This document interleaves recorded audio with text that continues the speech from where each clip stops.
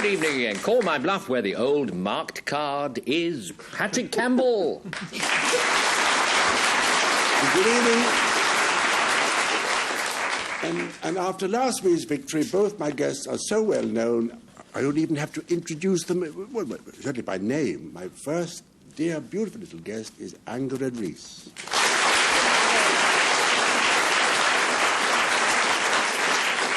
And the other one, equally well known, thanks to last week's victory, is Christopher Cazenove. You know about me, though. And the Webster Booth of the panel game, Frank Muir.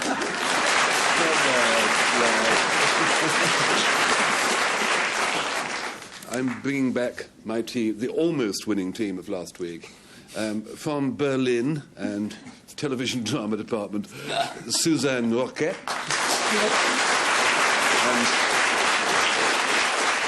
And from the Outer Hebrides and Pebble Mill, Donny MacLeod.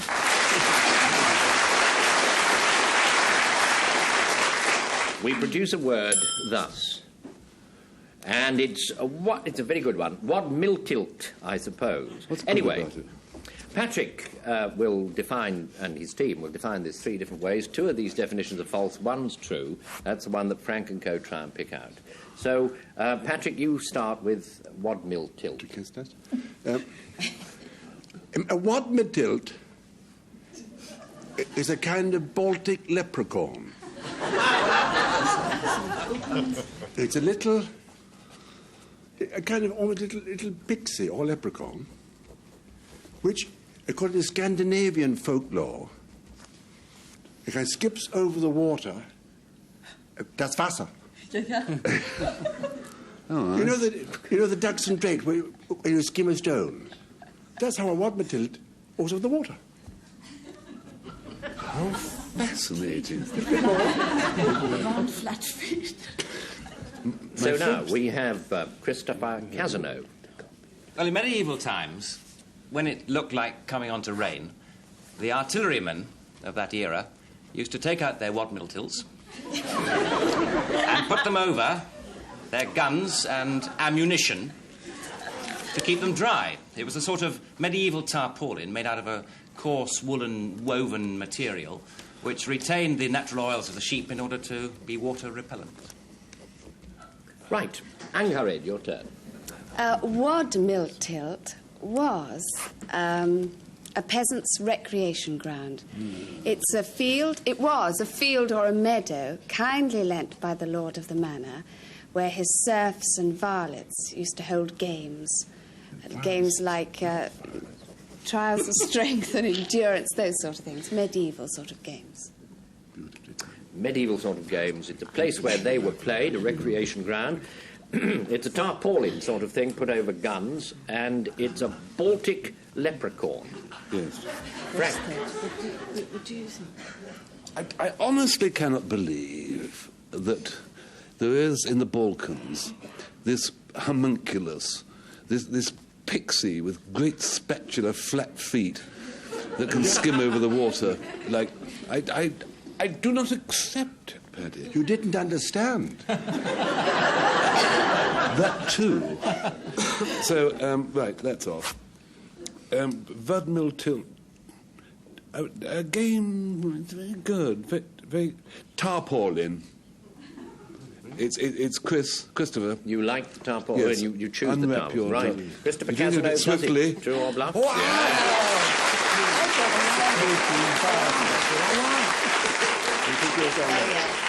A wadmiltilt is a tarpaulin. Can we finish the game? 1-0, yes. Very short mini-game. They could all read books, couldn't they? Stoter is the next one. Frank, it's your turn. There are many ways in which your countryman traps and catches his rabbit. Who's countryman? Well, not your countryman, our countryman. A countryman. The normal country way is to stuff an aggressive animal down the hole and hope for the best. And it shoves out the rabbits. If your countryman uses a stoat to chase out the rabbits, he would be called a Stoter. You may take notes. Yes. Let's have the next one. Well, please. he might be that. Now, Donny MacLeod tells you a thing. When a gambler is on a race course and he hears literally straight from the horse's mouth that there is no way in which this horse is going to lose the race, he immediately hies him off to find a bookie, and he puts on the heaviest stake that he can afford, and usually a bit more. That is a stoter. So if you put on a stoter, you're literally putting your shirt on a horse in hope. A stoter. Right. Suzanne Roquette. A stoter was a men's waistcoat in Victorian times. You could buy it from a street trader. It was made out of sort of cheap flannel and buttoned up right to the Adam's apple, just for the space for the muffler. Splendid. It's a certain sort of rabbit killer who uses a stoat as a sort of bait, kind of a rough old waistcoat, and it's a very large bet. All Patrick, seems your so obvious choice. to me. Yes, very easy. Come along, Patrick. Come along, lad. Making a very large bet on the course, the first thing to do is to make absolutely certain that the bookmaker is going to be there after the event has been concluded. Experienced voice there. Then I'd be re-stoted. We had re-hammering, didn't we? Sorry. We had re-hammering recently, which meant to re-hammer a nail into the wall, didn't we? Yes, sir. Yes, I recall it, so I do that. It was your fault. It was a bluff, wasn't it? Or was it?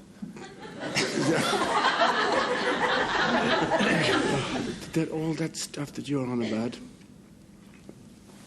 I believe it's a very large bet. You think it's a large bet? Donny, own up, true or bluff? You're quite right, sir. You looking? My goodness me!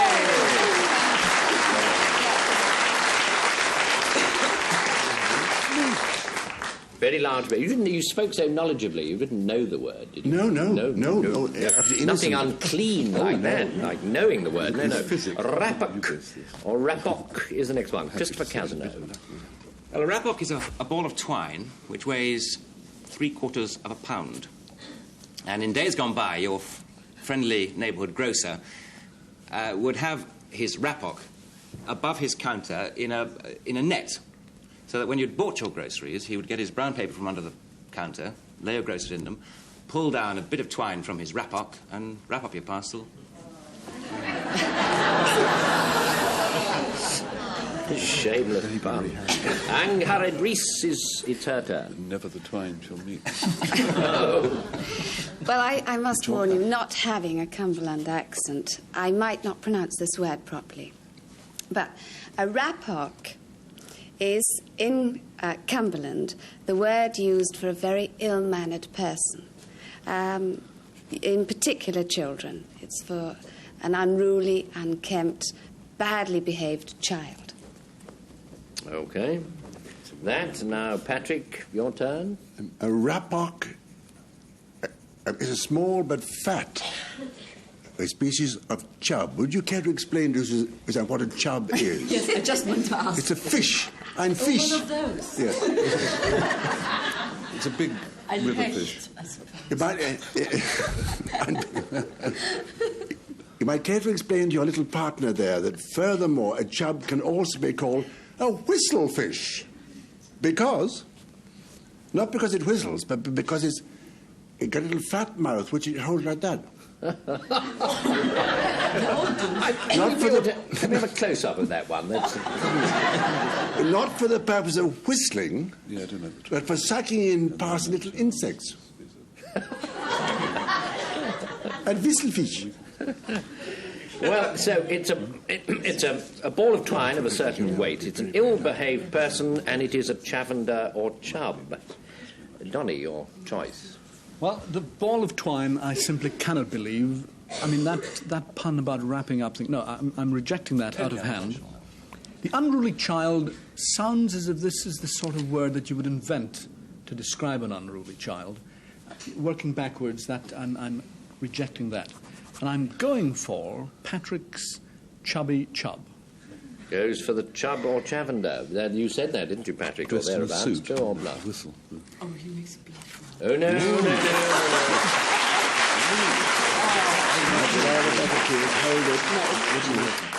Guess what it was, really. Here it comes. You've got it. You've got it. It's there. Little innocent. Yes. Got it.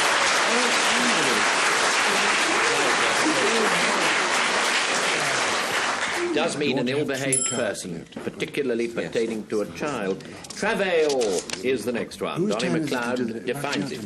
Travail, a word coined by a French-Canadian judge called Judge Prudhomme, who lived near Winnipeg in Canada. He invented this word, or rather coined it, because he had heard Cree Indians use it to describe the kind of wickerwork basketry sledge that the Cree Indians used, drawn by their ponies, to carry pretty well all their worldly possessions across the North Canadian plains. Travail. Thank you. Righty, now who comes next? Yes, it's Suzanne. Travail is a sound effect that can be produced on a tambourine, which Salvation Army ladies have or play on or so. It sort of makes a sort of funny humming, droning, squeaking noise. But first, you have to wet your thumb and then go slowly, slowly over the parchment. What a filthy That's trick. sort of the noise. It disperses crowds like lightning, I suppose. Frank, it's now your turn. Hang on to this one. This is absolutely fascinating. It's very difficult to say. It's sort of complicated platform on wheels. The object of it is to transfer a railway truck or carriage from one set of lines onto the other. How?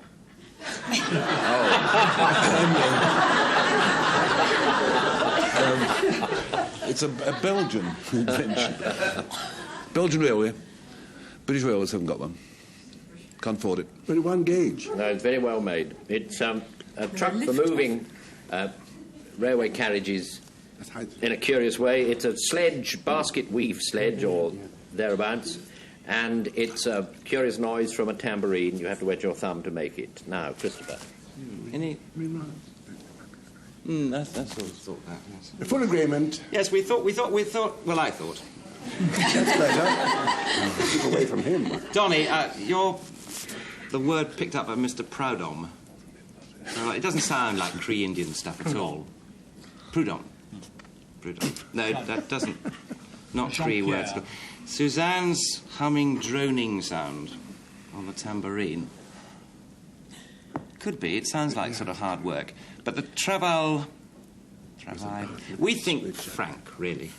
The lifting of trucks onto another line. Then. Right. So Frank did say that it was to lift things sideways and so on. True or bluff, Frank?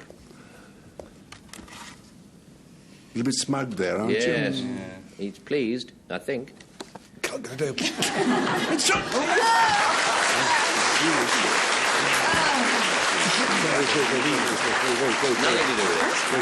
Absolutely all made up. Now we need to know what the word really means.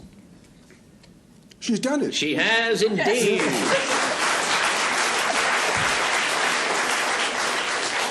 Means a funny noise from a tambourine. 2-all. Nunatak is the next one. And it's Angharad, your go. Right. A Nunatak is a family group of Caucasian carpet makers, a consortium of grandparents, mothers, fathers, children.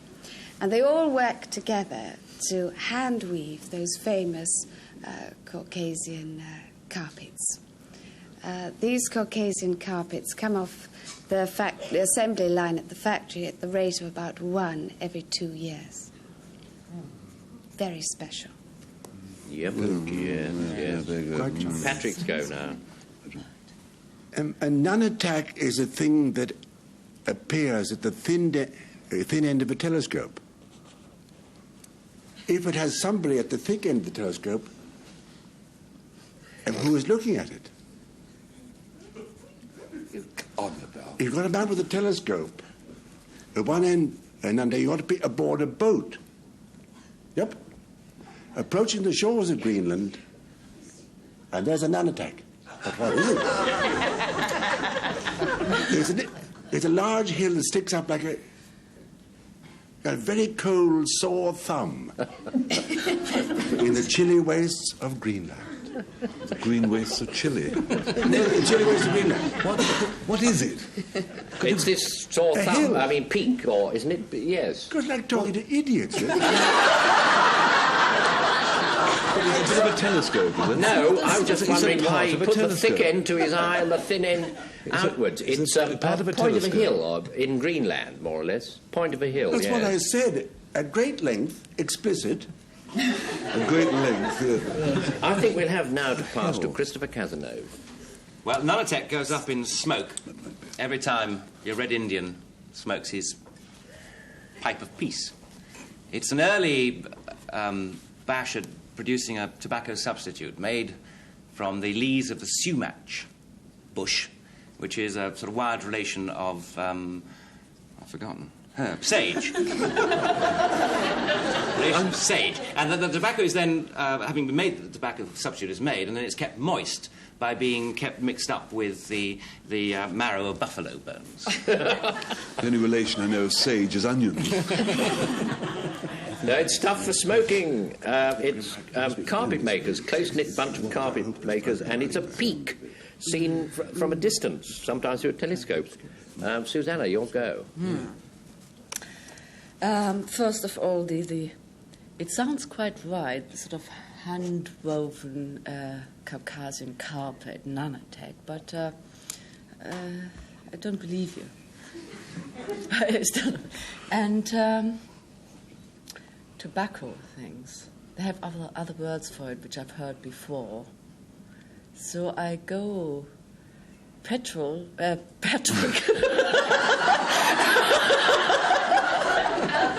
Set fire to him.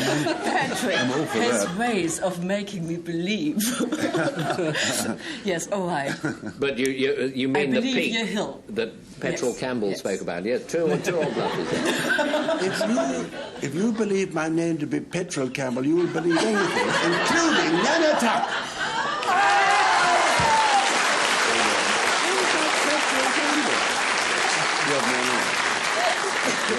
That's what we call insult to injury, isn't it, really, Patrick? Yes. From now Petrol on. Campbell. Anyway, that's what it is. It's a peak or a hill. You don't have to look at it through a telescope, but anyway, there. You posted your... Whop it, or whap it. Suzanne, to define it. Oh, it's a whoppet. It's a dialect, a Lincolnshire dialect for leaving a note for the tradesman on the doorstep. For instance, for the baker, you leave 1 loaf, please, today. For the milkman, say, oh, no thanks, not today. My husband's home. Well, that's a rocket. Yes. Saucy stuff, saucy stuff. Frank, your go. It's a doggy. It's an onomatopoeic word, actually. It's not a whippet. It's an onomatopoeic word. Whop it, whop it, whop it, whop it. And it's the sort of dog that can only be enjoyed by somebody in earmuffs or who's stone deaf. It's a yapper. It's a cairn or a Jack Russell. It must be a small. Must absolument be a small dog. Ow, ow, ow. One of those. Not a oh. But ow, ow, ow, ow. Is a whop. Yes, your point is taken. Donny MacLeod's go. A whappet is one of these very nice, neat, masculine words from our maritime past. A nautical word, and it means a burgee or pennant which you put on your anchorage, on your own moorings. It's passed out of use almost exclusively now, except in crowded marinas and very busy waterways, where you put your own personal whappet on your mooring so that no one then ties up to it and it will remain yours. Whappet. So it's a tiny little dog that makes that yapping noise. It's a pennant or flag you put where you will, and it's a note, a written note. Angharad, your choice. Where was the note from? What part of the country? Lincolnshire. Lincolnshire. That doesn't help really. He doesn't help her either. I think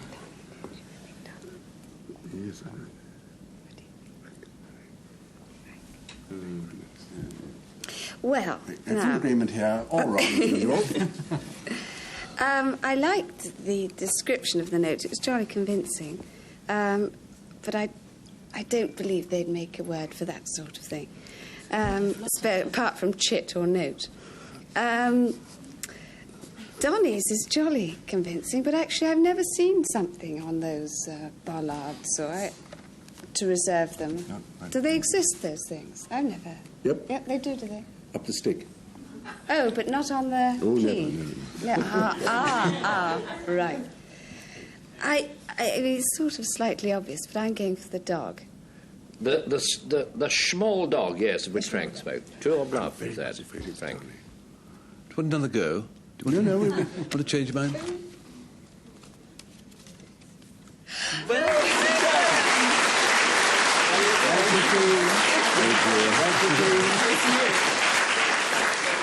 Small dog makes yapping noises, is a whoppit or a whappit. The next one is gonnel, and Patrick defines it. The Oxford Dictionary defines gonnel as a hoop to keep two watering cans apart.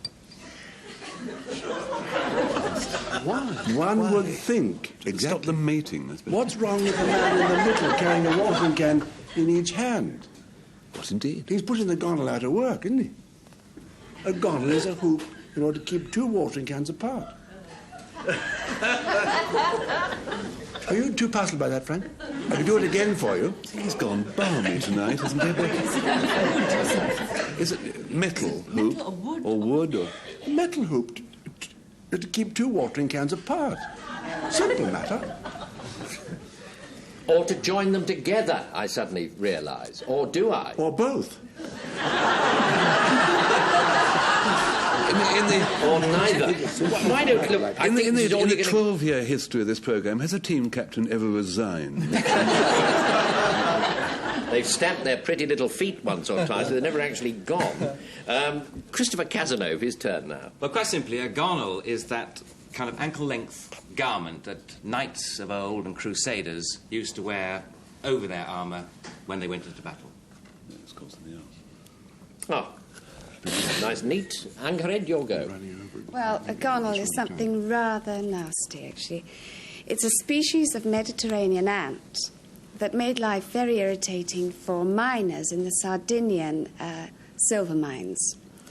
It's an ant that thrives underground in caves and things, and has a great appetite for the tenderer, more inaccessible parts of human anatomy.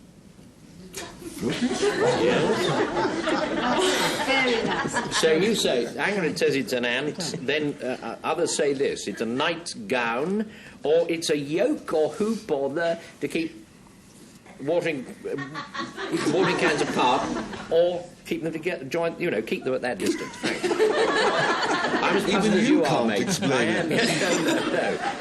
no. I'm foxed. That nightie that goes over knight's armour is called something else, I think. The Corsica is solid granite, and Sardinia is about 40 yards to the south of it. And I think it's also solid granite, and the chances of having a silver mine aboard are a bit thin. Granite mine. Granite mine, I'll allow you, but I don't think ants would like it.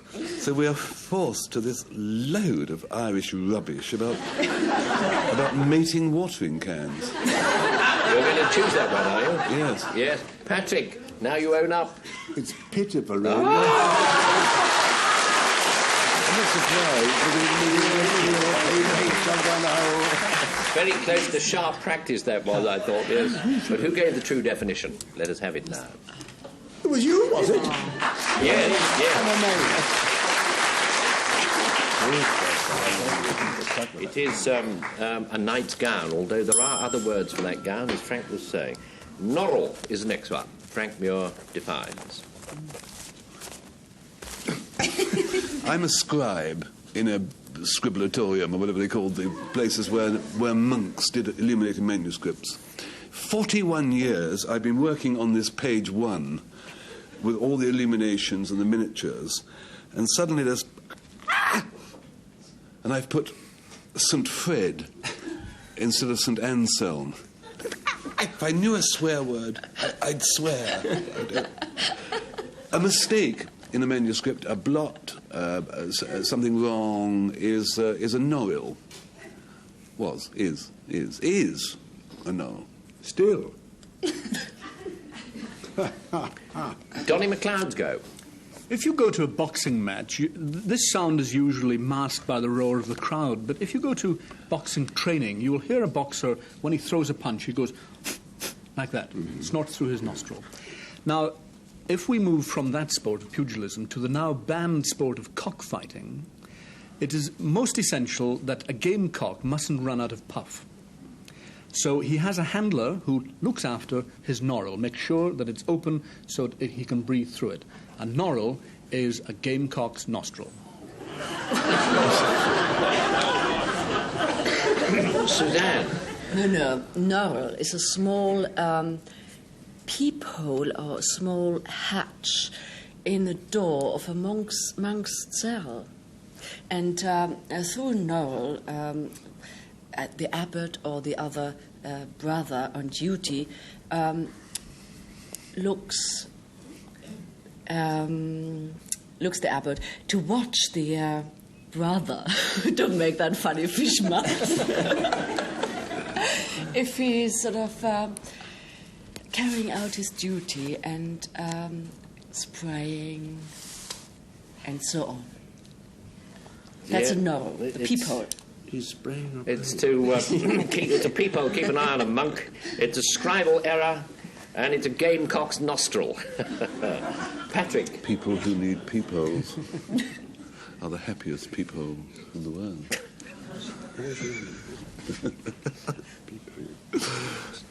Well, I cannot see our squeaking monks. Or the laboratory thing about illuminating. Illuminating. No. Well if that acted. little squeak is called a nostril. Well acted, though. So am Benny. I. I've got a little bit of partiality for... because my team here, he hasn't been able to speak, but she's... she can make probably bums dear. But I'm sure that it's the nostril of a fighting cock in a way, but it's probably a nostril of a fighting cock. You're boldly deciding Yes, on that. absolutely. Donny, 2 balls up, because you did say it, didn't you? You've got it!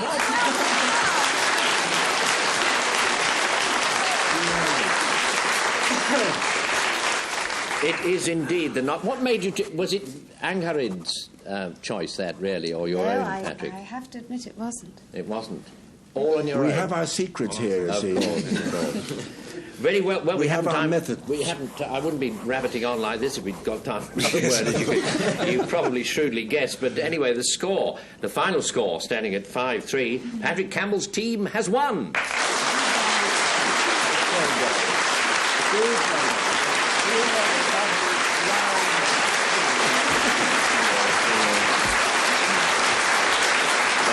There wasn't a great deal in it. We'll be stirring up more comatose words from the Oxford English Dictionary next time. Until then, goodbye from Christopher Cazenove, Donny MacLeod, Angharad Rees, Suzanne Roquette, Patrick Campbell, Frank Muir, and goodbye.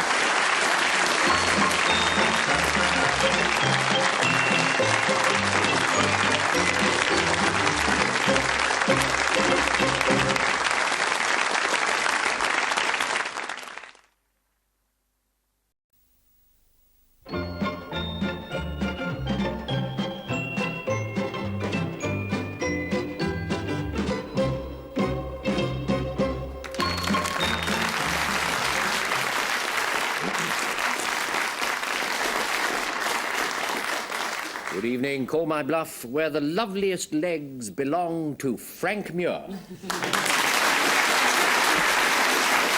Good evening. My first guest is new to the programme, which is nice. She's an actress, National Theatre player, but I think of her with great fondness as Queen Alexandra in Edward VII, Helen Ryan.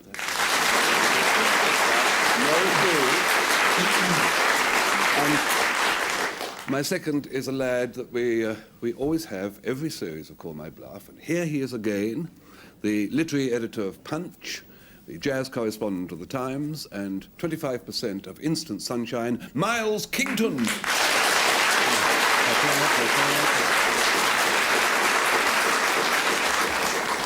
And the Todd Slaughter of the panel game, Patrick Campbell. Good evening. My two guests are so glamorous, so famous, so beautiful. It's as though I'd had a double-decker bus to destroy 3 mice. The first one is Daphne Rigg.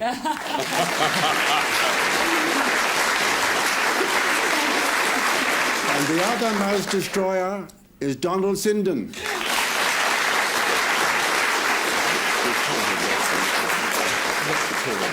Well, the civilities, interesting as they are, really can't be allowed to get in the way of the game. And so we have the first word by ringing that bell. The first word is whiffmagig. And you probably remember what happens is Frank Muir and his team define whiffmagig 3 different ways. 2 of the definitions are false, one's a true one, and that's the one that Patrick and his team tried to pick out. What about this word then, Frank? What about this word? Whiffmagig is not, as you might think, an official of the Ottoman Empire, or disease of a horse. A whiffmagig is actually a sailing skiff, a racing sailing skiff, mostly on Lake Michigan, and it's got a very tall mast, no keel whatsoever, but an outrigger to keep it upright. Oh. So that's what he says a whiffmagig is. Now, Miles Kington tells you. A whiffmagig is briefly a whippersnapper. It's a person of no consequence. It's a human non-event, a person who is not positive enough to be a yes man, even. It might be of some help to you to know that it was used, this word, once in George Meredith's The Adventures of Harry Richmond, which is one of the few great Victorian novels which has not been serialised on BBC, but shortly will be, I'm sure. If it's of no help, I'll tell you about some of the other words. Yes. It's might help. The magic. You never know. Anyway, now, Helen Ryan, what do you say? A whiffmagig is an irreverent word for what's more reverently known as a tobacco circle. What? A tobacco circle. A lot of old men smoking pipes and airing pompous views. Hence also whiffmagig wisdom, a product of such pompous or pretentious oratory. Good Lord. Daphne. Well, there you have it. It's a racing skiff. It's sort of a nobody, someone of no account. And it's group smoking, if I got it right. Patrick, choose a way. We believe, I think we believe, that a human non-event would not be called a whiffmagig. Why call anybody who's a non-eventer and Don't answer supplementary questions. a no yes man? Not in the contract. I dismiss that out of hand, but prepare to come back to it in a minute or an hour or so. This tobacco circle. Any luck, Frank? You give him our vibes. We believe it to be. It isn't a catamaran. It's a tobacco circle. The circle of the old chap sitting around smoking. So you said that, Helen Ryan. True or bluff? Happy and smoke. What is it? Nothing.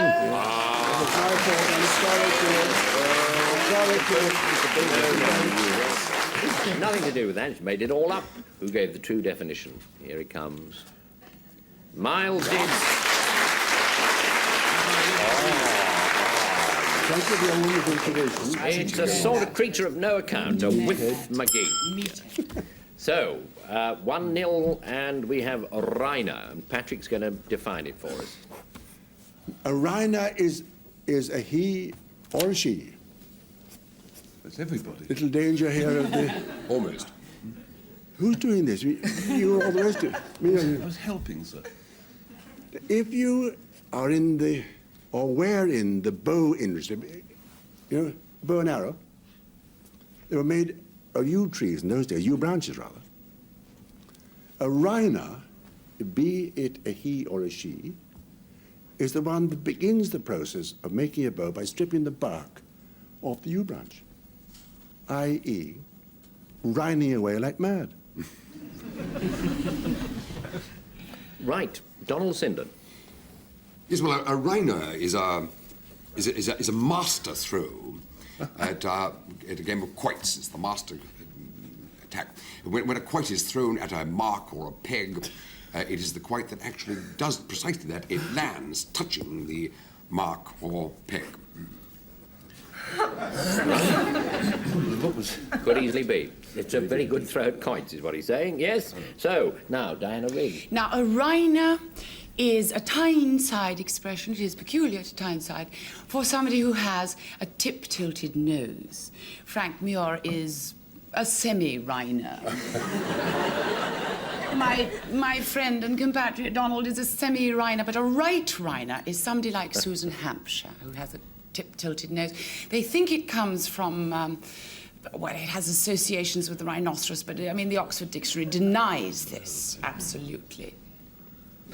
That is a rhino. OK, so it's someone who strips the bark off the particular bit that's going to be made into a bow. It's a turned-up nose on Tyneside, and it's a very good throw at quoits. So choose, Frank. I don't sort of think of Newcastle people as having turned up noses, do you? You know what I mean? It's not really a sound basis, really, to choose. Is it you or non-you person who strips the bark off? Rubbish. Utter appalling. I never replied rubbish. to bad jokes. A good throw, quite laughable. Oh.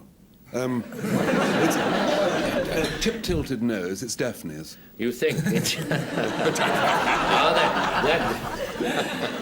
That was a very cruel thrust. But it was Diana, indeed, was it not? Diana stroke Daphne. Yes, Diana of the Daphne to who give you your spoke with. answer. Sure, Bluff, she has It's to been own up. rigged. Well, now, ladies and gentlemen. Oh.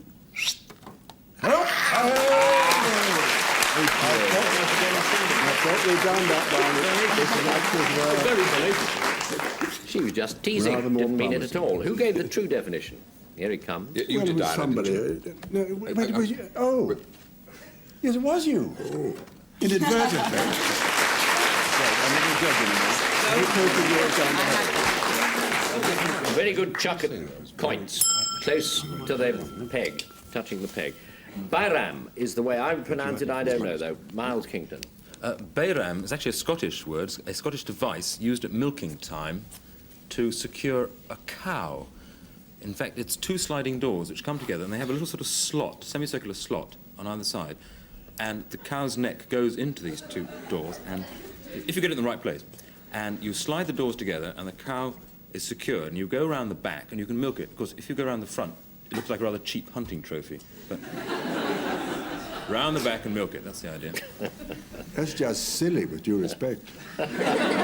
Wait and see, we have two more to go. Scottish devices are often silly. Helen, your turn. A Bairam. Well, if any of you happen to be Mohammedans, this is a dead giveaway. A Bairam is one of two Mohammedan festivals.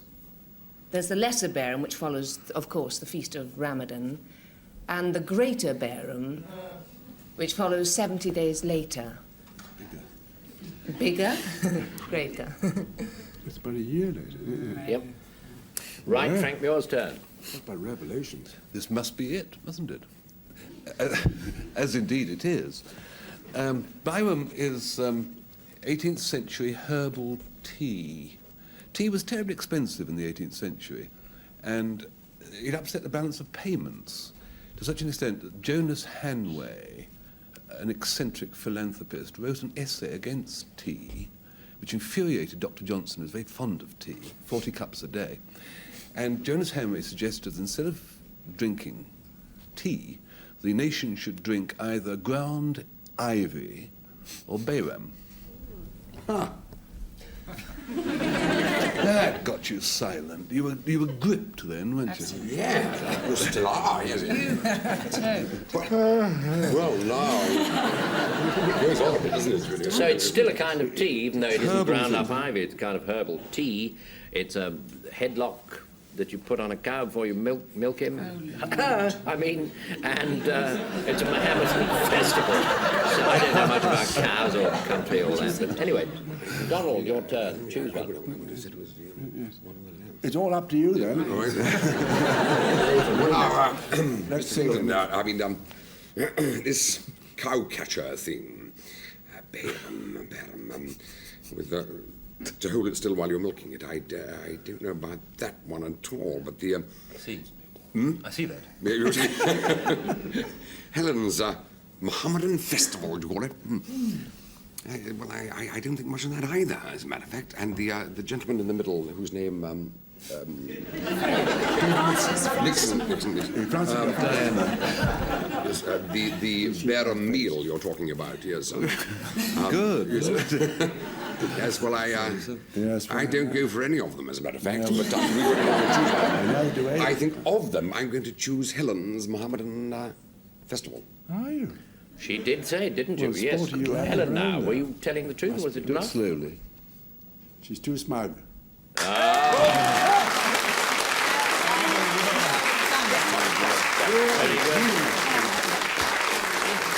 good. Way down first. Quick! He got up, actually kissed her, but of course, you know, this programme runs on tram wheels and we missed that. Oh, dear, we'll have to do it again. We're trying to stamp out that sort of thing. Anyway, that's what it means. It certainly means that it's a Mohammedan festival. 2-1. Have another look at a word. Gyps or gips, possibly.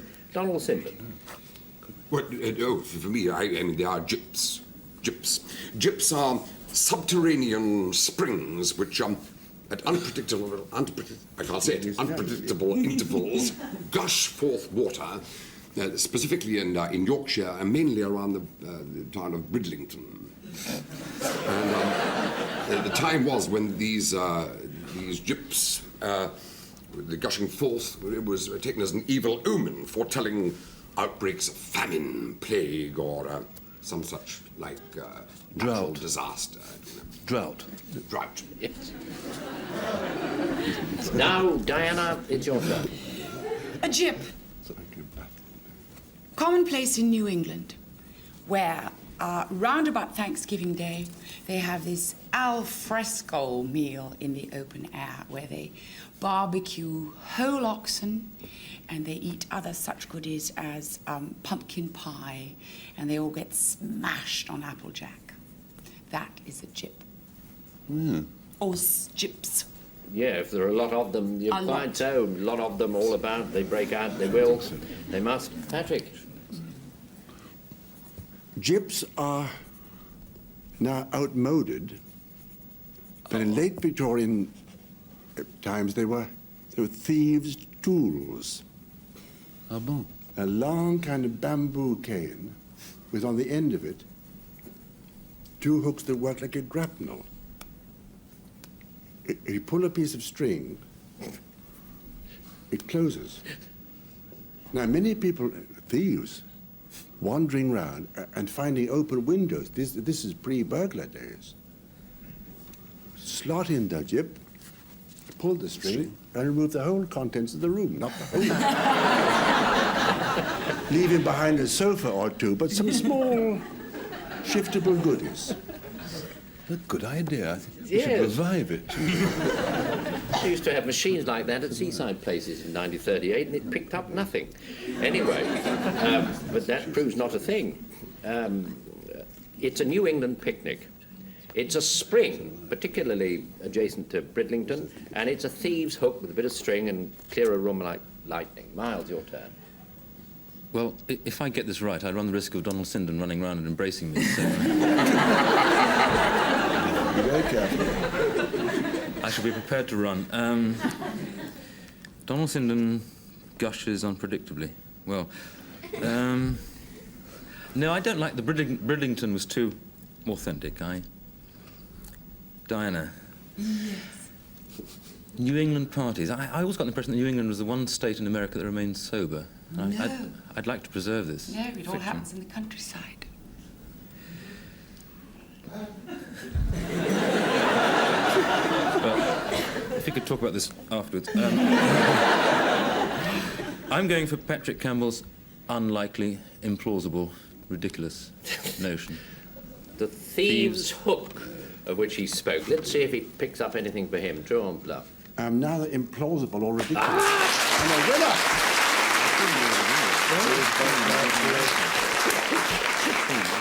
Certainly worked that time. Who gave the true definition of the word? Gyps or gips? It's there Surely. somewhere. Yes. Yes, indeed. Yes.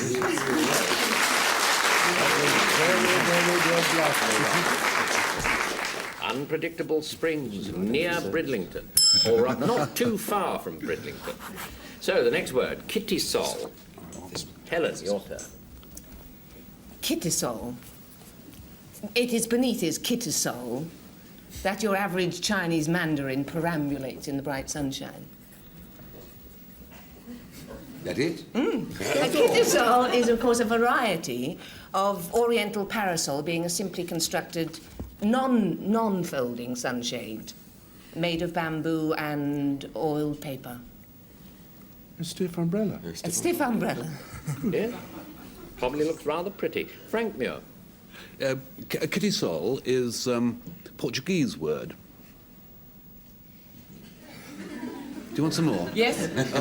It's, Plenty. It's one of those colonial words which comes from the Portuguese colonies. It was quite or quite sol, and it's a porch lantern, just as simple as that. You hung a light in the porch behind the transom or something to show that you're at home and visitors were welcome. Kittisol. Yes. Nice word. That's all I've got to say on that matter. Right, so now it's Miles Kington to tell you. Well, although kittisol does sound like a sort of anti-cat spray, and I wish there was one. In fact, the definition was rather dull, so I'll get through it pretty quickly. It's a sort of resin which is squeezed out of certain kind of poplar trees, and this resin is processed into a kind of wood dye, wood varnish, wood polish, a sort of thing which was applied to wood in the 19th century in America, and has now, like most things in 19th century America, been replaced by synthetic production, which means there are still some poplar trees left around in America. I told you it was dull. Well, yeah, you were right, but it was all full of pith, it was full of protein. It's poplar resin. It's a sort of lantern you hang in your porch, and it's a kind of a parasol. So, Diana Rigg makes a choice. Well, now.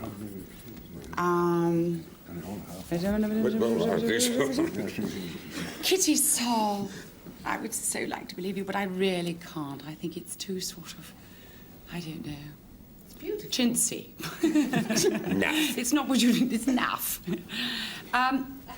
As for you, Miles, pointing to yourself, yes. Resin.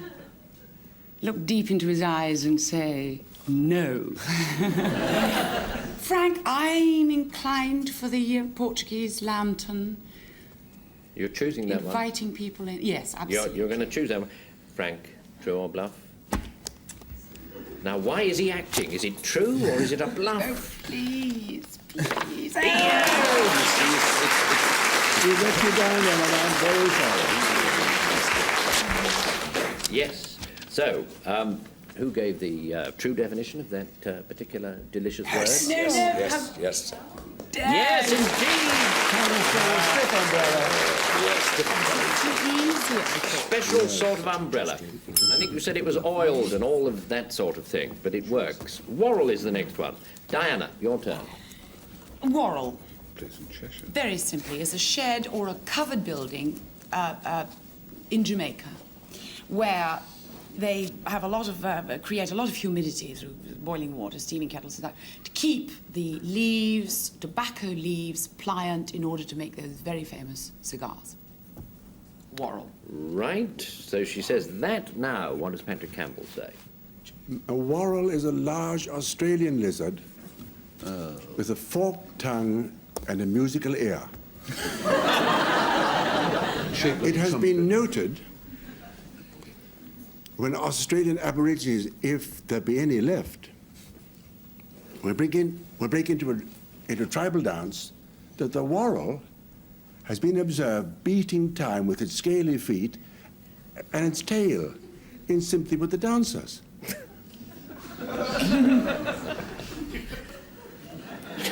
Nothing better to do, I suppose. Donald, your turn. Well, a warrel is a steel ring that is bolted to the hull of a ship prior to its launching. And to these rings are attached the drag chains. The drag chain, the object of the drag chain is to slow a ship down as it enters the water, indeed to stop it hitting the bank on the opposite side. And that is a warrel, a steel ring. Right, so it's that. It's a very useful steel ring on a ship to do what Donald said it was going to do. It's a shed in which they roll cigars, and it's a musical lizard. Helen, to choose. No problem. No problem on this, good. no. No, we've all spotted the bluff. Next word, perhaps. The shed for tobacco. Now, I think it sounds too much like the Jamaican equivalent of the Wirral, and I don't believe that there is such a thing. Donald, steel ring. It's a wonderful alliterative name for... No, I don't think it is. On the other hand, the... Warrel. The large Australian lizard with the musical ear. John Travolta of the... Oh. Yes, well, I'll go for the lizard. Go for the lizard of which Patrick spoke to your bluff. Well done. She's got it. The 4-2 is happier than 3-all. Musical lizard with a tin ear or a four-toed, what's the name? You know, that's what it is. 3-all. How interesting. Quader is the next one. Frank.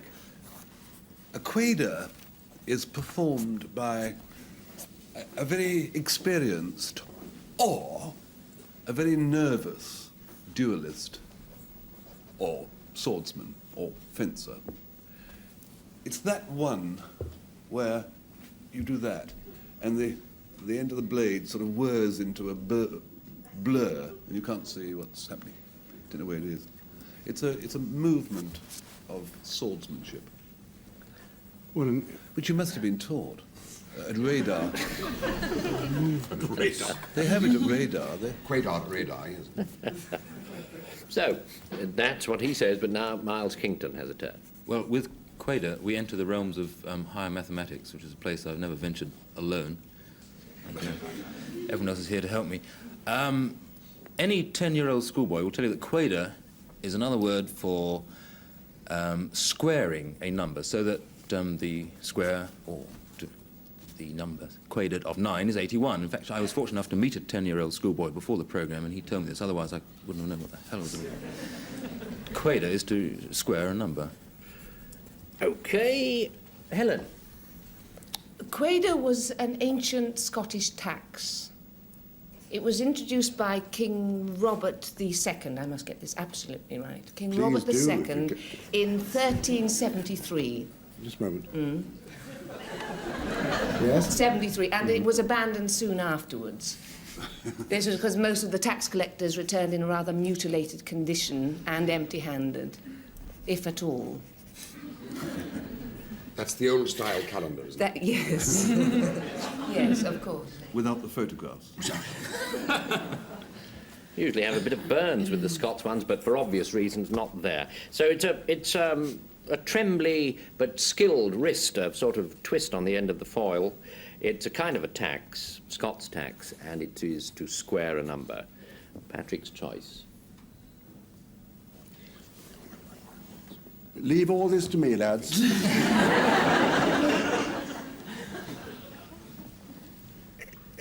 It isn't a Scottish tax because no Scottish word even ever began with Q-U-A. Quasi-modo? Keystone factor. Keystone factor. All this...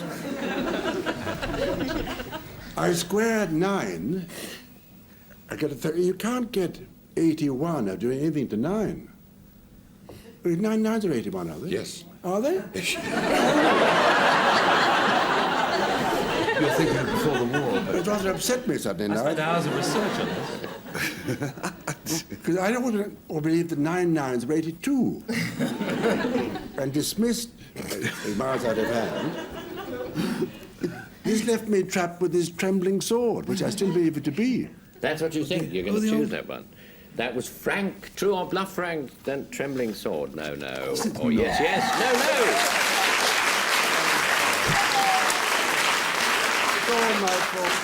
No, no, he didn't mean that. Who gave the true definition of quasar? Oh, you knew it? You didn't tell me. Thank you. Quasar is certainly the square. How else would we know that 9 nines are 82? Let us go on. Have nymphadoro. Oh, I've been waiting for a word like this. Patrick. Nymphadoro. Ah. If you know... do I have a little of your attention, please? If you know your Venice... to my mother. If you know your Venice... You've fallen silent there a moment. Good, good. Up till some time, fairly recently, really, the Vaporetto and all the launches, all these Riva launches, leaving a huge wake behind. The gondoliers used to have rather a good time on the Grand Canal, but they were kind of thrown off the Grand Canal by these wretched Vaporettos and all the storm. Not storms, but huge motorboats. But they found all over Venice. They explored Venice, the gondoliers, and they found little kind of watery cul-de-sac. And they called them nymphador. A kind of Venetian lay-by. You see, the Grand Canal is so stuffed with motorboats and no room for gondoliers. There's a quick fag on there, see, up there. All it lacked was music, in my view. Donald. A nymphadoro was a gold coin struck in Geneva in 1532. It celebrated the Swiss victory over the Italians at the Battle of Marignano, when Swiss gunfire precipitated an avalanche which covered most of the Italian army. Diana, it Good is now strong your stories, turn. aren't they? Nymphadoro, like my captain here, is a ladies' man. Unlike my captain here, he is long-haired. He is a Lothario, and he lingers in the heavily scented boudoirs of ladies. Frank has to choose without even thought. I was going to say with thought, but no, do it very, very quick. It's the coin. The coin. Donald, you said that. True or bluff? Suddenly everything speeded up. Speed it up. Yes. We have to do this all carefully. No!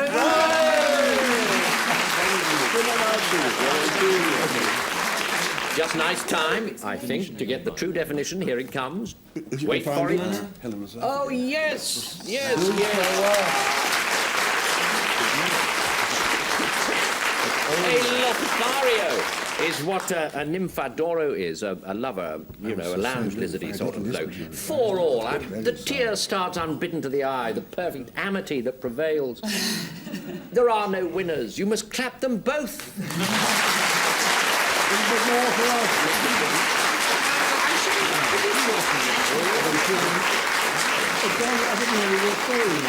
Well, we shall be playing some more 78s from the OED next week. Until then, goodbye from Miles Kington, Donald Sinden, Helen Ryan, Diana Rigg, Frank Muir, Patrick Campbell, and goodbye.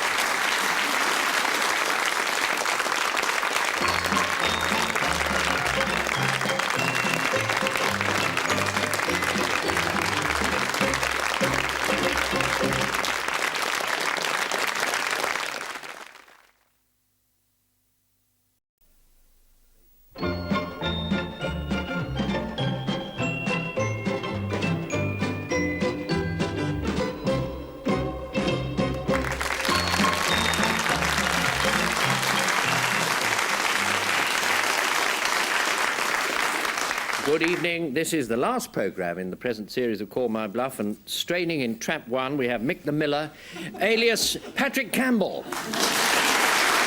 Good evening. last week, the penultimate game, I was lucky enough to have Daphne, who was the twin sister of Diana Rigg.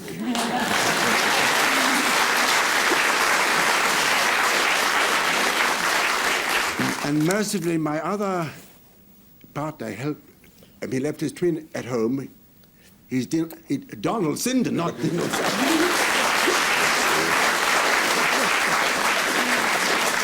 Very good, very good. And the Beau Brummel of the small screen, Frank Muir.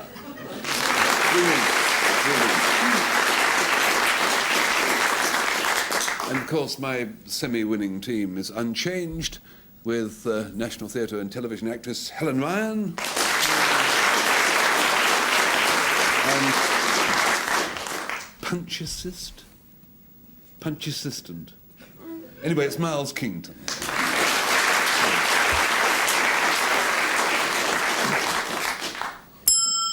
Ding-a-ling. For the last time in this series, we get a word. It's only just a word, really, isn't it? EO. Patrick and his team will define EO 3 different ways. 2 are false, 1 is true. That's the one that Frank and his team tried to pick out.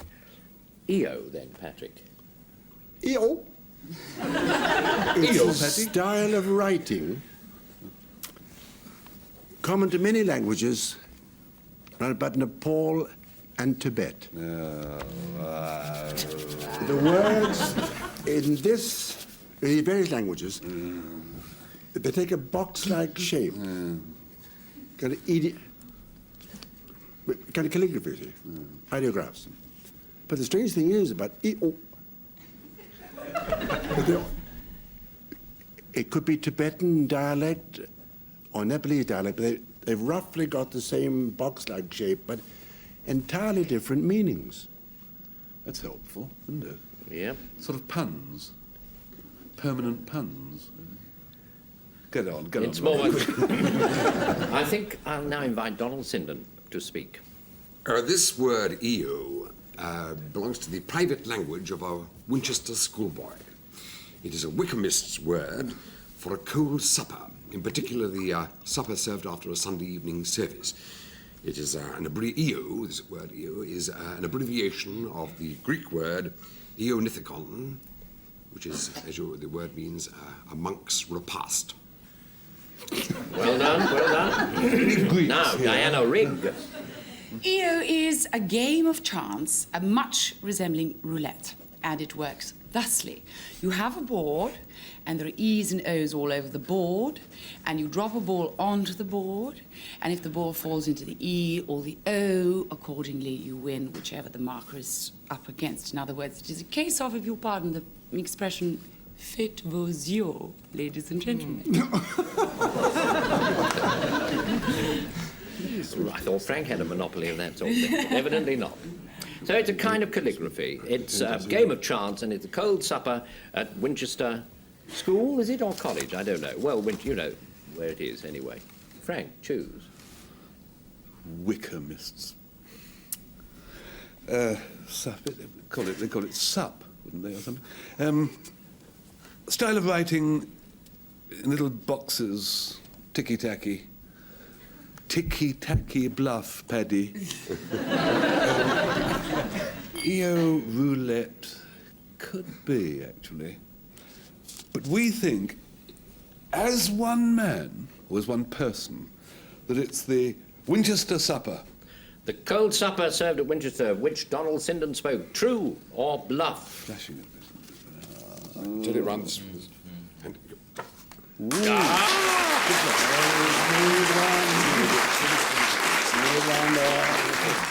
If not that, hot. Here it comes. Yes, oh, what agitation. That are thespians to a man and woman. Very exciting. It is. I'm on the edge of. My captain is putting me very right. Oh, double shuffle.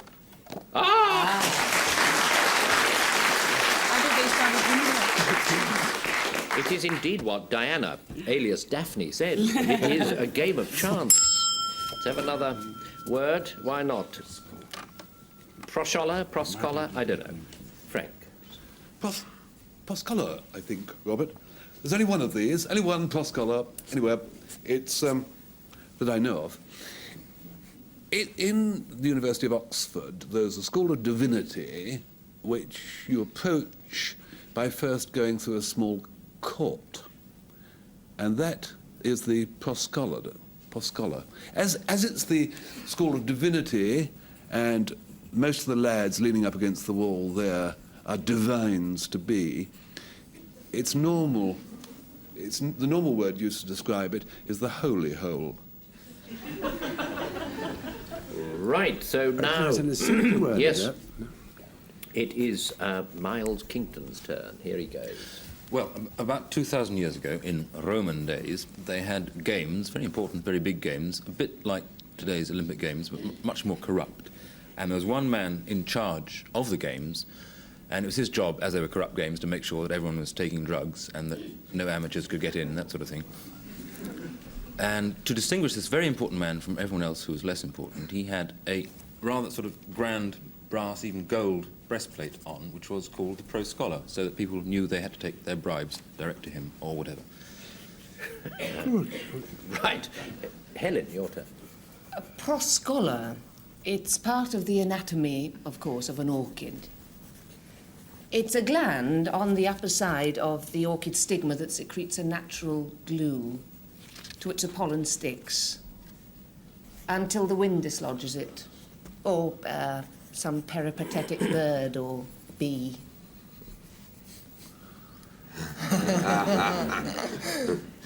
Or not, as the case may be. Anyway, she says it's part of an orchid.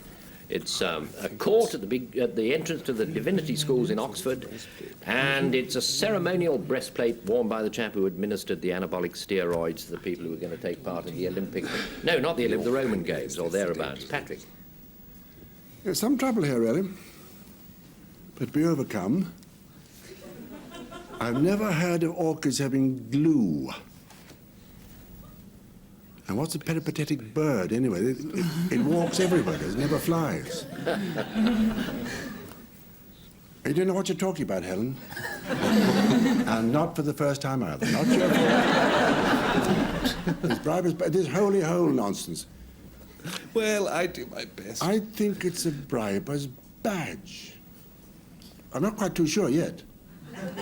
I am, though. You're choosing it, Patrick? Yes, at last. Right. Oh, thank you.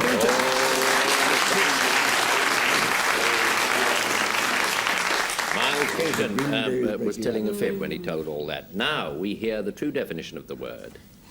You can't wait. Beg your pardon. Yes. I'm very sorry, Helen. I was rather rude to you there inadvertently. You were indeed. She knew exactly of what she was talking. Yeah, not half. 1-1. Spudder's the next one. And Donald Sinden tells you about it. Well, a spudder is a dialect word. It means a fussy state of affairs or a mental confusion. It's a spot of bother. In rustic parts of England, particularly in Cornwall, one is never in a flap or in all of a doodah. One is in a right spudder. Right. So, now, Diana Rigg. Now, a spudder is a large wooden table which was kept in manor houses or outside in the kitchen yard. And on this, they would, in fact, chop up the carcasses of... Oh, the potato. No, that is the point. It sounds as if you peeled potatoes on it, but you don't.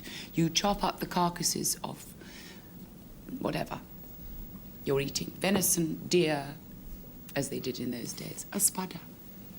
Right. Patrick's turn. A spudder is a canvas windscreen. You might believe there's no point in having a windscreen made of canvas. But, on the other hand, you're not let light through it, but to keep out the mud. Because little pony trap used to be called governor's carts. Little windscreen up to there, when you're sitting in the car, up to there. In order to prevent the horse in front of the governor's cart throwing mud and into your face, and also to conceal the horse's rear quarters from the people in the And comes his cart like a governess. In the cart? In the cart. Serious stuff, really. It's a sort of table on which you've chopped up the things you're going to eat, not potatoes. It's a sort of windscreen made of canvas, and is a bit of bother. Miles, choose. Well, I've conferred with my colleagues, and we're all of one mind, brother.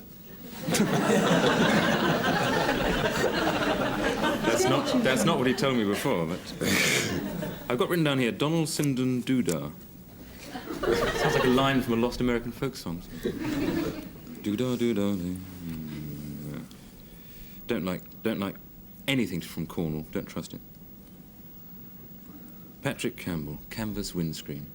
How I can keep off the mud and prurient eyes at the same time, I don't know. Perhaps is it an Irish canvas windscreen? An Irish canvas windscreen. That would explain everything. So it must be the chopper, the table, the meat, the carcass. The table, yeah.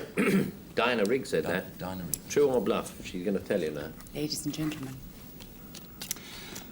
She looks a bit pleased. Pleased-ish.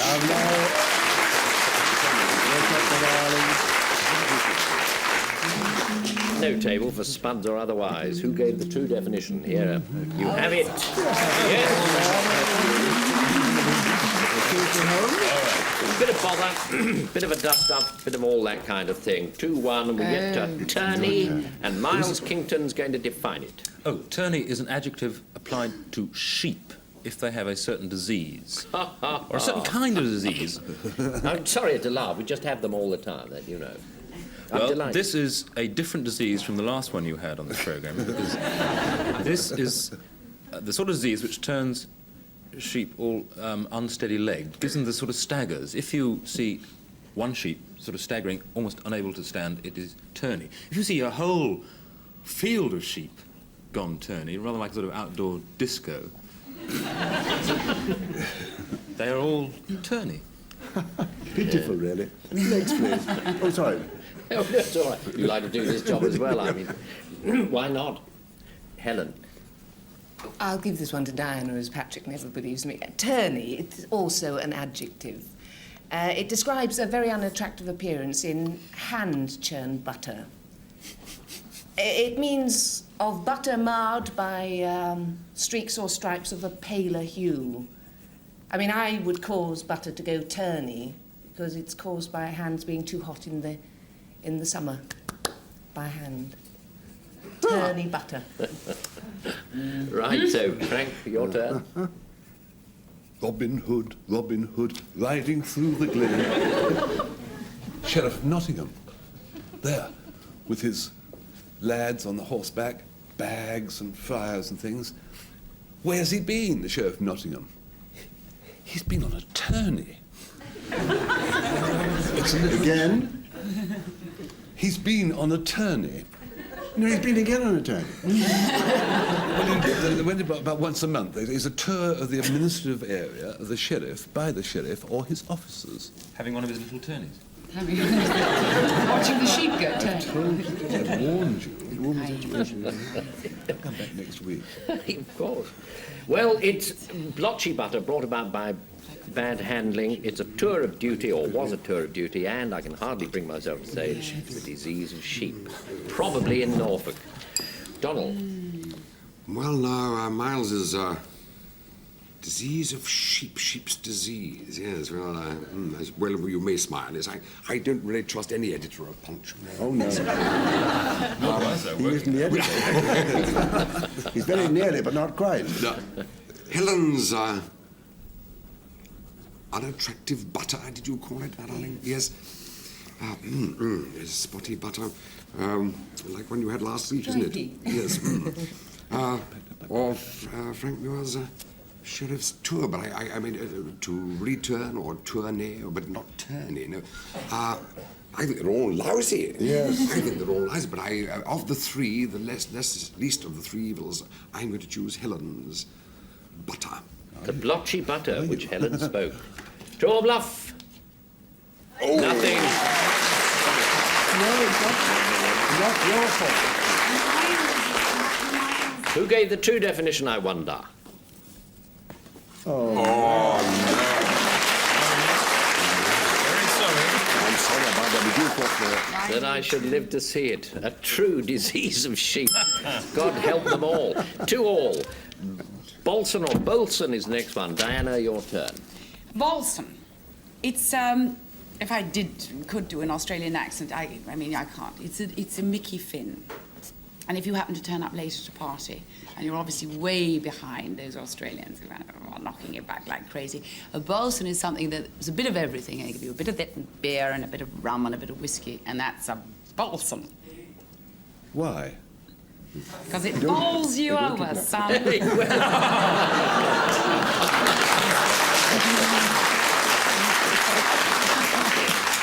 Nice bit of straightmanship there, Frank. And so, Patrick. There are quite a lot of Bolsons all over Southern California and northern Mexico. What are they doing there? They aren't people.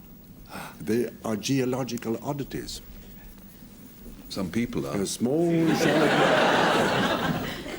there are shallow depressions in the ground, and they're usually surrounded by mountains. Nobody knows how they got there, or where they're going to, or whether they've arrived from anywhere else except, well, just natural, the earthquake area. That's the Bolson. Could be. Now, Donald, your turn. It's on the cards. Yep. Bolson was a nickname given to a government-issue glue during the First World War.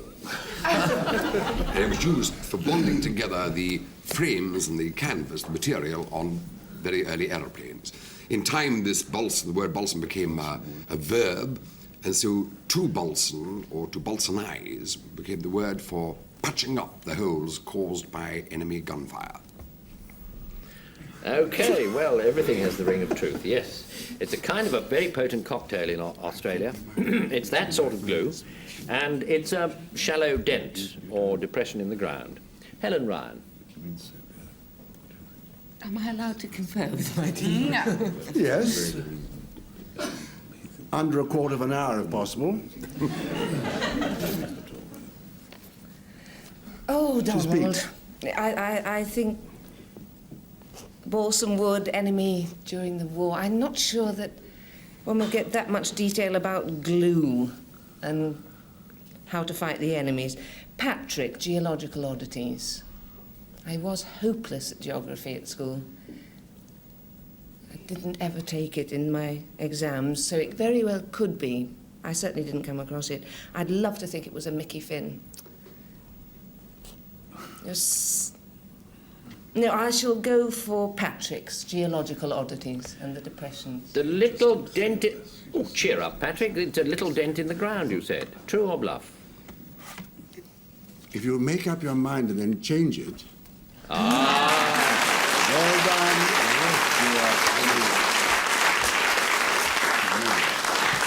Everything he said was true. Kind of hole in the ground. Not much of a hole, but it's there. Poupeton is the next one. And Helen, it's your turn. This is my favourite word, poupeton. It is a very complicated casserole. And if you would like to take down the details, because you might like to try it, there are 3 layers.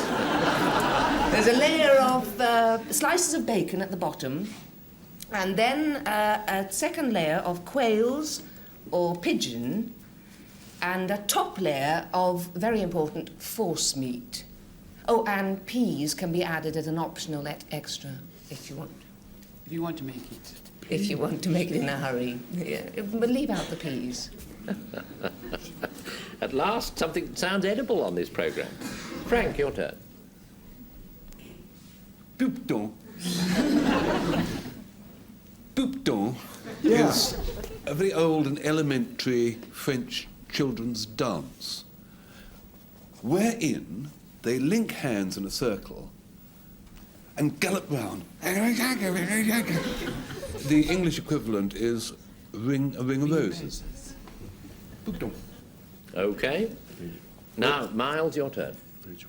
Not a sheep disease. A poupeton, actually, I think from the French, is a love letter, especially the kind of love letter which is romantically folded into the shape of a wing.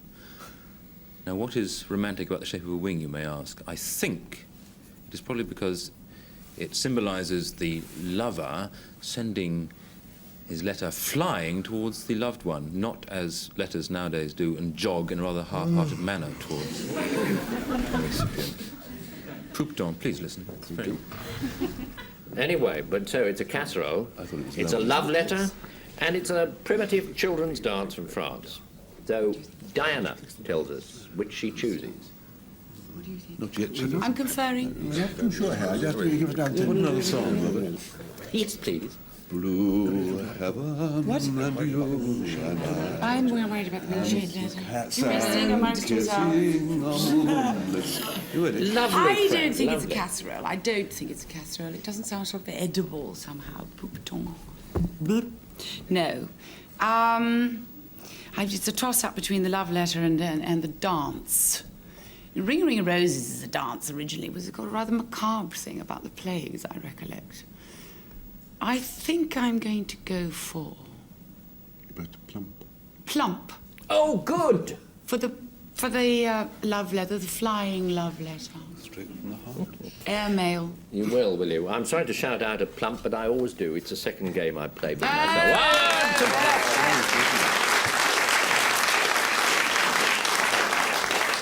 You plumped, but you didn't plump right. Who gave the true definition? Should have listened to Paddy when he said it was me.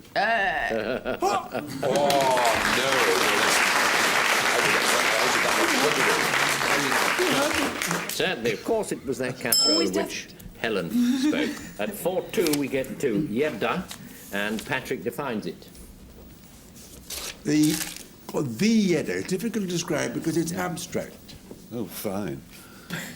The Yedda is a kind of condition that an Indian guru can get into after years and years and years of self-examination, and no, not self-examination, in contemplation, rather more than that. And after he's done all that hard work, one morning at dawn, he finds he can cast away all the 11, come along tongue, veils of ignorance and get into a state of Yedda. Oh, dear. Well, now, Donald Sinden tells you. Well, Yedda is a raffia-like grass, which is cultivated in the East, especially in Japan and the Philippines. This Yedda, when it's cut and dried, is woven into large brimmed hats, which are a great danger to cigarette smokers because they're highly inflammable. Diana, your go. Yedda. It's an artificially soured milk, and it's used in Bulgaria. I mean, it sounds about Yedda. And in fact, it's preserved by the juice of rotten grapes, and if you drink it, you live to a very ripe old age. I mean, Barbara Cartland should know about Yedda. Yedda. Terrifically good food. So, it's a state of mind in the Far East, in a guru. It's kind of milk, kind of grass. Frank Muir. I was in one of Patrick's Yeddas, spent 5 years contemplating my novel. Are they always as bad as that? Yeah, that's a good one. It cannot be a Bulgarian drink in the English dictionary, could it? Bulgarian drink, you live to be 190. Grass in the East is rubbish. You know that... No. Come on, vibes. It is grass from the East, Donald. Donald, speak now. Is it grass from the East, or were you teasing? Any old card will do. Yes. Absolutely true.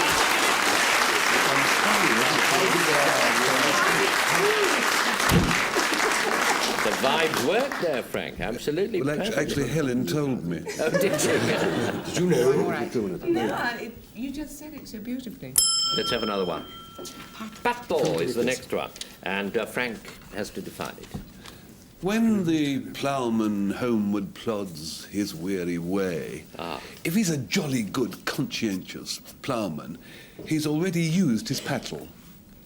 Because a pattle is a small spade affair with a long handle, and it's used for scraping all the mud away from the ploughshare, that very heavy mud, so that the plough is left all beautifully fresh and clean for the following day's ploughing. OK, right, so it might be. Miles Kington this time. Well, you know when you go to a church for a wedding and the man says, "Are you with the bride or with the groom?" and you say, "No, I'm with the Woolwich." Here. That's Frank Muir country, you know. Perhaps I'll start again. You know when you go to a wedding and you go into the pew and there's one of two people behind you. One is a man, if you're unlucky, who sings hymns louder than you've ever heard hymns sung before and spits a bit. If you're lucky, you get the man who hasn't been to church for about 20 or 30 years and only half remember the prayers. And he goes, because he doesn't want to be seen not to be saying anything, but he half remembers them, half speaks them, and murmurs on. That's pattling. I know a lot of actors who do that, don't you? All of them. No, it's got to be prayers. It has to be prayer. Well, we do that as well, yes. So, right, Helen? A pattle is the choicest, smoothest, roundest marble in a boy's marble collection. It's one that is made actually of marble or alabaster, not terracotta or frosted glass. It's the prized possession, the one that you really do try to go for. That's what a pattle is. Good enough. So, it's mumbled prayers. It's a spade used on a ploughshare to clean it of the mud, and a very special marble of the sort you bowl or flick. Patrick, to choose. Yes. All that paddling in there.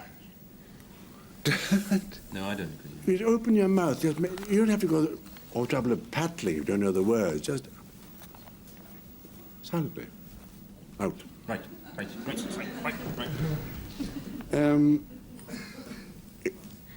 isn't a spade for cleaning a plough, but I happen to know this word. It's marble. Well, honest you were to own up that you knew it. It was Helen, yes, you said it. He knows it. True or bluff? I didn't.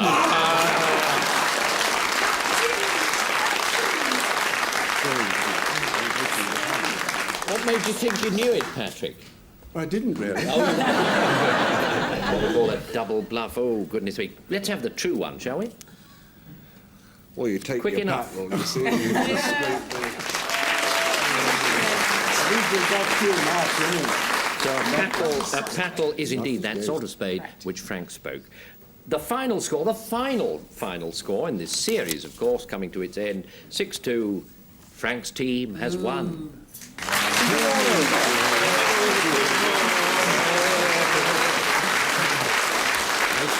And so, we relieve the Oxford English Dictionary of its cap and bells, and we take an affecting farewell, beginning with Donald Sinden, Miles Kington, Diana Rigg, Helen Ryan, Patrick Campbell, Frank Muir. Good night. And goodbye.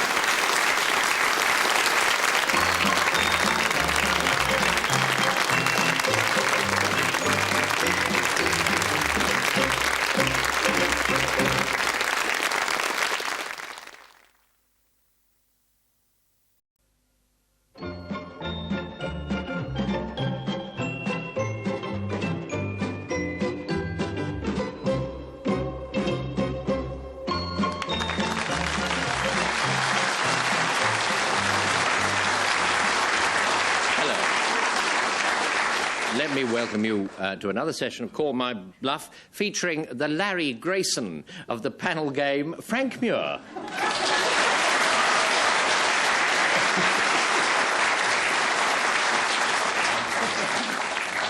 Both my guests are new to the game, which is nice. And my first is a lovely actress. What could be nicer? She's been in what's it called, one-upmanship on television, and she's been in Laugh-In for a year in the States and all sorts of things. And it is lovely, Claire Faulconbridge.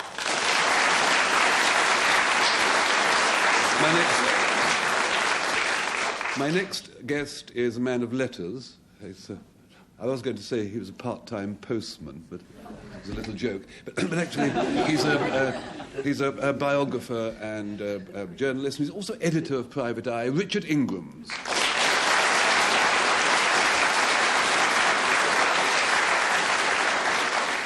And that well-known Turkish customs official, Patrick Campbell. Good evening. And my first guest came onto my team by sheer chance. It feels like about 15 years ago, but it was only a child, really. But she was fresh from glittering prizes, but now she's making, or we call it Quater Mouse, but it ought to be Quater Mouse. Anyway, Quater Mouse. She's Barbara Kellerman.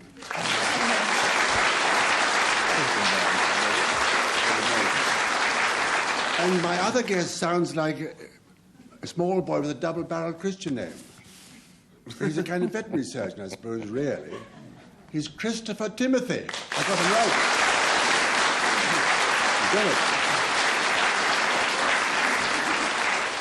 Does the old magic still hold good? Yes, it does. When you ring that bell, what you get is a word, and the word is Wallydrag. If I remember it well, Frank and his team will define Wallydrag 3 different ways. 2 of the definitions are false. 1 is true. That's the one that Patrick and co try and pick out. So what about this one, Frank? Wallydrag is one of the many American folk names for the Convolvulus soldanella, which is a creeping bindweed which works its way upwards and has violet flowers which are bell-shaped. Other folk names for this are catchpenny, hateweed, and bellweed. And Americans do not like it in their gardens. They do not like it.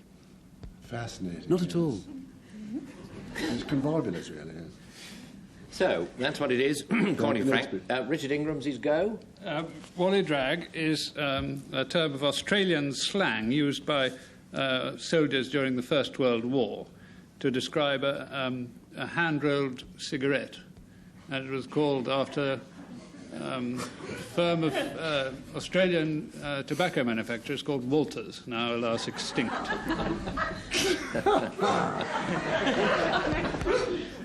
Well, it all fits together. It all fits together. Now, Claire Faulconbridge. A wallydrag is the youngest and therefore the weakest and most vulnerable of the animal kingdom. A cuckoo will oust the wallydrag of the brood to make more nest room.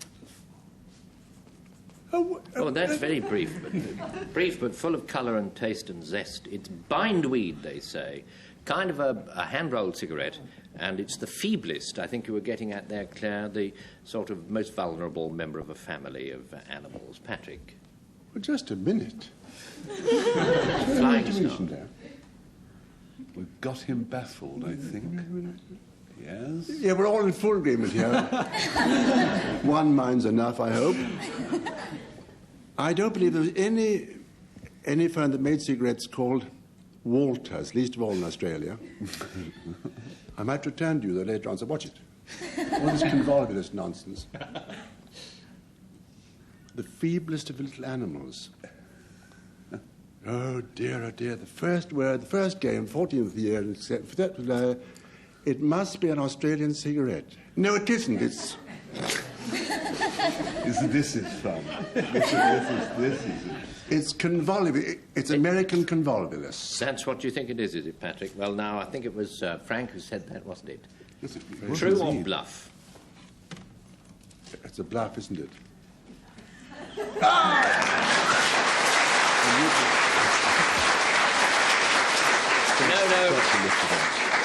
It was not that. It was something else. The true definition now is declared. Oh, no. Yes, indeed.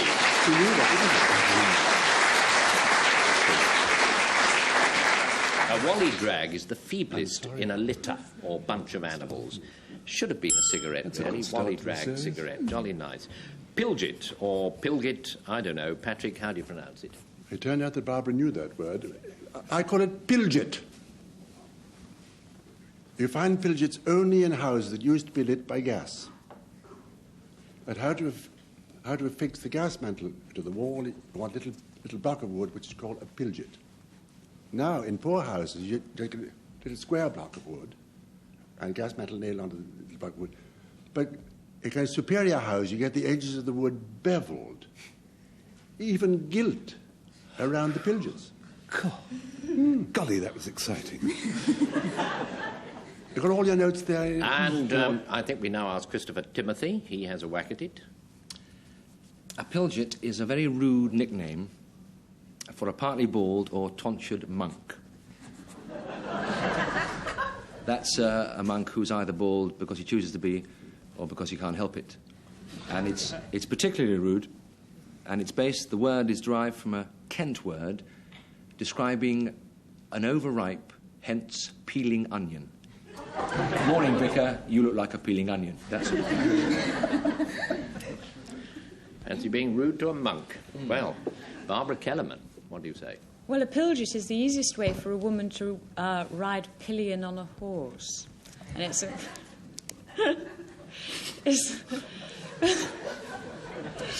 it's a soft cushion that they put behind the saddle, you see, so that, in fact, she can grab hold of the man who's riding in front, and then her bottom doesn't hurt. It's sort of a soft bit on a saddle, really. That's what it comes to. It's a bald monk, but it's a nasty term for one. And it's a sort of baton, I think, against which you fasten a gas lamp or mantle. Frank? May I deal with Patrick Campbell to begin with? I heard your evidence very carefully, and a load of old codswallop. You're sure? Yes, those little wooden things are called roses, and a rose by any other name wouldn't be Pilgit. Now, would it? I mean, if we exchange positions, I mean, you wouldn't accept that, would you? Yes. Well, you'd be a fool. Passing on to the vet, I think... what would he say? Oh, a bald monk. Yes, no, he was peeled onion, head. The word is pilgarlic, isn't it? So I think we've got the definition of pilgarlic applied to monk. Which leaves us, my lords, ladies and gentlemen, to Madam. The cushion under the lady pillion rider's bottom. You choose it, Frank. Well, I'm sort of left with it. I You are. I've manoeuvred myself Two into from position. three leaves that one, that's right. Barbara, you said that. She said it. True or bluff? You're right.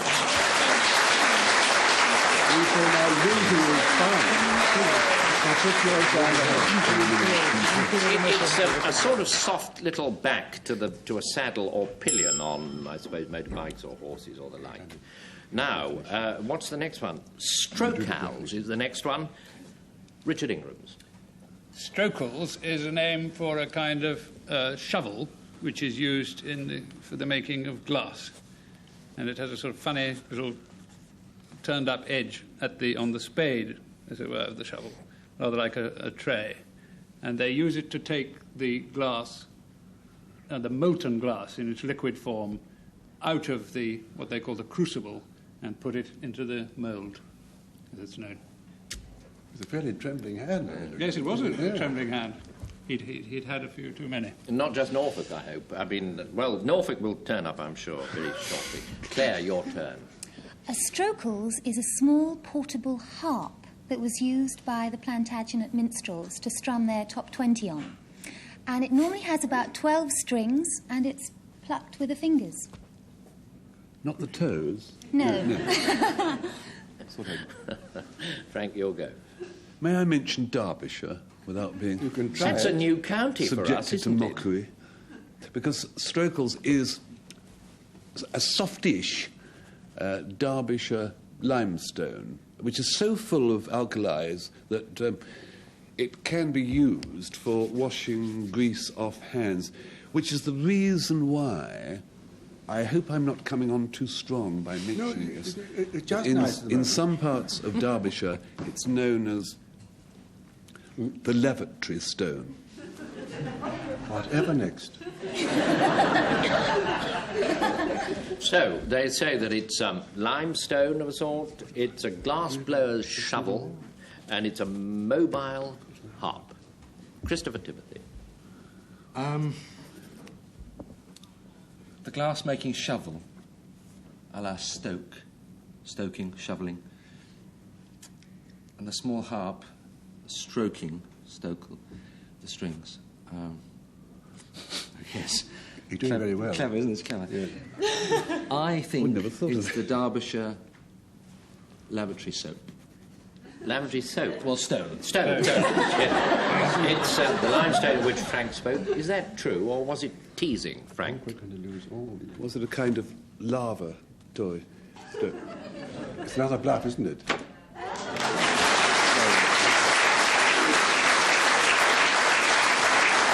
Nothing to do with that. That was all made up. Here comes the true one. Someone's got it. Oh. Yes, indeed. There it is.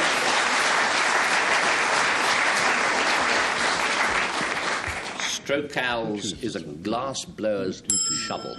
Here's another word. Halo kit, I suppose. Christopher. Halakit is a hymn of praise sung at important Jewish feasts, particularly the Feast of the Tabernacles. And it consists of Psalms 108 to 113 sung consecutively, which I've no need to tell anybody, as I'm sure you all know, amounts to the grand total of 162 verses. It's a hymn of praise, Jewish. And long. And now, Barbara, your turn. A halakut is how you pronounce it, and it's a Scottish word, and it means somebody, a woman who is giddy, thoughtless, a bit scatty. And in fact, if Robert Burns had ever used it in one of his poems, which he never did, it would have sounded something like, a wee halakut lassie. Yes. And now, Patrick tells you a thing. A halakut is a rural variety of sprite or hobgoblin. Was it not Samuel Fester? I hope not. That well-known Victorian nature writer. What's said of the halakut, it's a little goblin that not lurks, but lurks in hawthorn hedge. It's difficult to lurk in a hawthorn hedge. Anyway, lurks in a hawthorn hedge in the spring and steals eggs and hides them naughtily, as Samuel Fester says, from their mothers. Oh, well, it's a busy little thing, isn't it, Patrick? It's a busy little hobgoblin of that sort. It's a giddy woman, I think you said, a Scottish giddy woman, and it's a sort of hymn of praise. Richard, your turn. Well, it sounds to me like something that angels have to make their halos with, sort of. To say that, however. Oh dear, it's terribly difficult. The great leprechaun himself gave us this little Irish creature. And then there were the Jewish Psalms, sung consecutively for a very long time. I think I'll plump for the... You plumped. Did I plump? Oh, it's a personal pleasure when a person plumps to me. I don't know why. I just like it. You know, it has to happen. All right. Well, I'll go for, if you like, the giddy, thoughtless Scottish lady. That was Barbara. Barbara, you've been plumped for, my dear. True or bluff? Yes. Bullseye!